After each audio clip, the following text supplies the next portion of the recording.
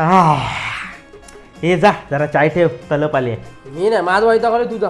वैताग म्हणजे काल चाय बनवायची बारी माझी होती, आज तुझी आहे.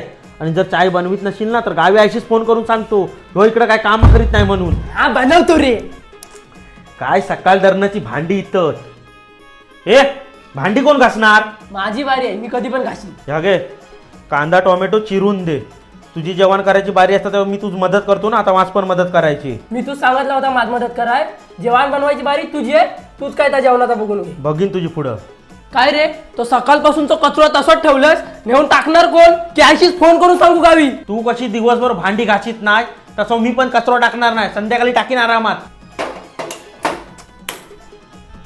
ए गॅस संपलोय, बुकिंग कर. जेवण करायची बारी तुझी आहे, मग तूच गॅस बुकिंग कर. तू मागवलंस तर काय बिघाडणार हाय? मोबाईल नंबर तुझा रजिस्टर आहे, मग तूच मागव. मी काय बाहेरनं पण जेवण ये. ए आज रविवार आहे, साफसफाई करायचा दिवस.